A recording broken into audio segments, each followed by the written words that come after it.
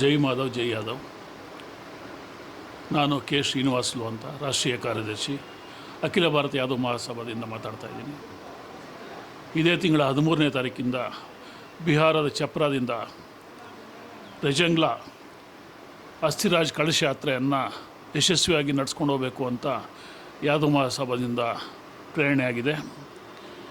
ಈ ರೆಜಂಗ್ಲಾ ಅಸ್ಥಿರಾಜ್ ಕಳಶ ಯಾತ್ರೆ ಅಂದರೆ 1962ರಲ್ಲಿ ಇಂಡೋ ಚೈನಾ ವಾರ್ನಲ್ಲಿ ಮಡಿದಂತಹ ನಮ್ಮ ಯಾದವ್ ಕುಲ ಬಾಂಧವರು 62 ಜನ ಜೀವನ್ಮರಣ ಹೋರಾಟ ಮಾಡಿ ಕೊನೆಗೆ ಮರಣ ಹೊಂದಿರೋ ಸಲುವಾಗಿ ಅವರ ಜ್ಞಾಪಕಾರ್ಥವಾಗಿ ಅವರ ಅಸ್ಥಿ ಕಳಶ ಯಾತ್ರೆಯನ್ನು 13ನೇ ತಾರೀಕಿಂದ ದೇಶಾದ್ಯಂತ 1 ಲಕ್ಷ ಕಿಲೋಮೀಟ್ರ್ವರೆಗೂ ಯಾತ್ರೆ ಕೈಗೊಂಡು ಕೊನೆಗೆ ಜಂತರ್ ಮಂತರ್ನಲ್ಲಿ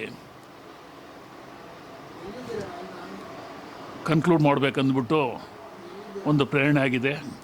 ಈ ಸಲುವಾಗಿ ನಮ್ಮ ಯಾದವ್ ಬಾಂಧವರೆಲ್ಲ ಸೇರಿ ಈ ಯಾತ್ರೆಯನ್ನು ಯಶಸ್ವಿಗೊಳಿಸಬೇಕಂತ ನನ್ನ ಸವಿನಯ ಪ್ರಾರ್ಥನೆಯನ್ನು ಮಾಡಿಕೊಂಡು ಮನವಿ ಮಾಡ್ಕೊತಾ ಇದ್ದೀನಿ. ಜೈ ಯಾದವ್ ಜೈ ಮಾಧವ್. Thank you.